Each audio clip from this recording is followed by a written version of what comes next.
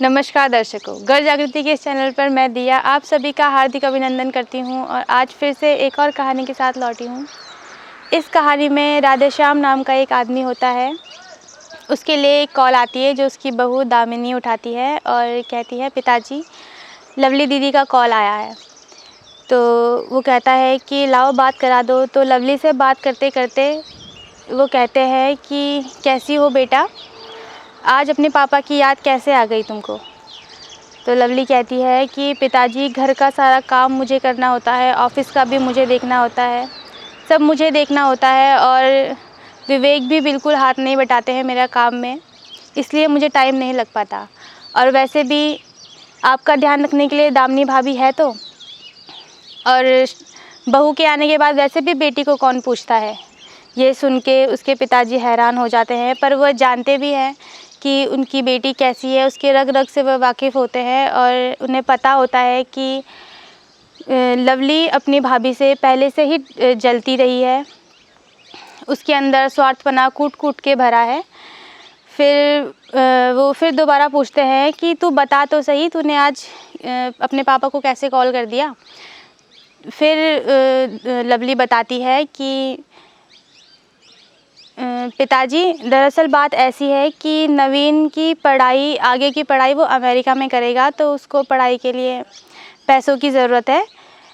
40 लाख रुपए कम पड़ रहे हैं, 60 लाख का इंतज़ाम मैंने कर दिया है, तो बाकी जो 40 लाख है उसकी व्यवस्था आप करवा दीजिए। फिर उसका पिता बोलता है कि उसके पिता को पता होता है कि वो कैसी है। उसके बोलती तो बड़े प्यार से है वो, लेकिन उसके बोलने में चालाकी झलक रही होती है। फिर भी उसके पिताजी बोलते हैं, हाँ हाँ इतना तो मैं अपने नाती के लिए कर ही सकता हूँ, पर तू विवेक से बात क्यों नहीं करती। तू वो दामाद जी तो बैंक में काम करते हैं, उन्हें ब्याज भी कम पड़ेगा, तू उनसे बात कर। अगर तुझसे नहीं बोला जाता तो मुझे बता, मैं बोलता हूँ उनको मेरे पास भेजना। फिर लवली कहती है कि पिताजी आपके बैंक में पैसे हैं तो उसका पिताजी कहता है कि वो सब तो ठीक है, पर मेरे भी नाती पोता है, मुझे भी उनके बारे में सोचना है।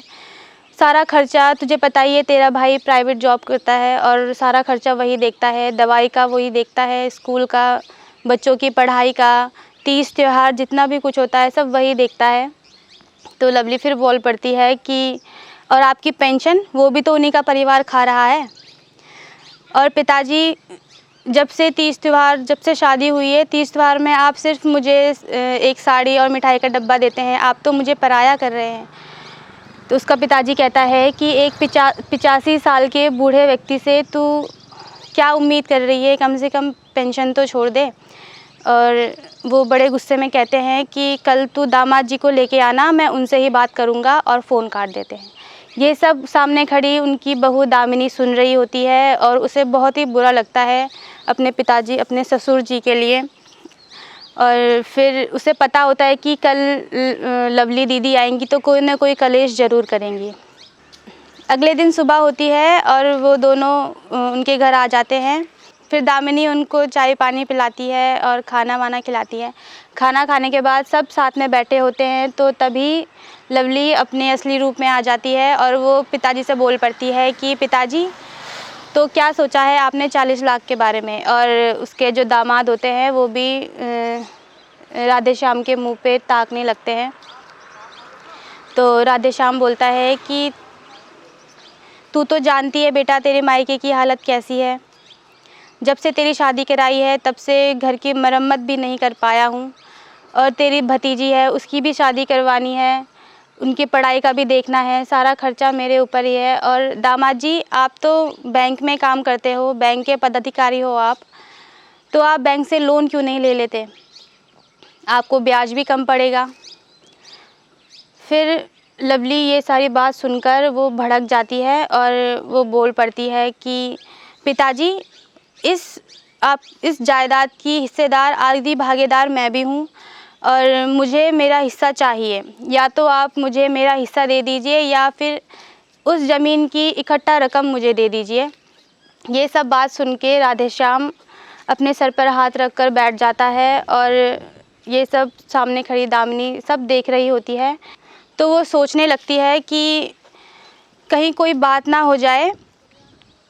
वैसे भी हमारे घर के कर्ता धर्ता तो पिताजी ही हैं, सब कुछ पिताजी ही देखते हैं। और तो सामने खड़ी दामिनी ये सब देख रही होती है और वह सोचती है कि कहीं कोई बात ना हो जाए, हमारे घर के कर्ता धर्ता तो पिताजी ही हैं और लवली दीदी से तमीज़ से बात करना मतलब अपनी ही बेइज्जती करवाना। तो तभी दामिनी बोल पड़ती है कि दीदी, हिस्सा तो तब मिलेगा ना जब आप खुद अपनी ननद से अपना रिश्ता सही रखोगे। सारी बातें बताती है वो मुझको कि किस तरीके से आप उन्हें मायके नहीं आने देती हो और किस तरीके से आप उनकी दी हुई राखी को विवेक भैया को ये बोल के फेंक देती हो कि आपकी बहन ने तो राखी भी नहीं भिजवाई।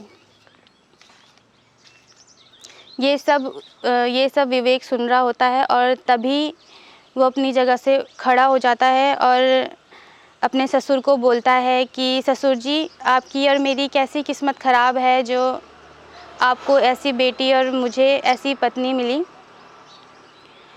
और फिर वो लवली से बात करता है और लवली को कहता है कि मैं जा रहा हूँ अपनी बहन के पास, तुझे आना हो तो आ जाना या तो तू अपने घर चले जाना। फिर विवेक लवली से बात करता है और लवली से कहता है कि मैं अपनी बहन के घर जा रहा हूँ, तुझे आना है तो आ जा और नहीं आना है तो घर चली जाना वापस। और फिर वो वहाँ से चला जाता है। फिर राधे श्याम जब ये सब देखता है तो वह ये सोचता है कि एक तरफ मेरी खुद की बेटी है जो इतना नहीं सोच रही कि मेरा बूढ़ा बाप है वो कहाँ से इतनी बड़ी रकम लेके आएगा, और दूसरी तरफ मेरी बहू है जो मेरा खुद का खून भी नहीं है और फिर भी मेरे बारे में इतना कुछ सोचती है, मेरी इतनी चिंता करती है।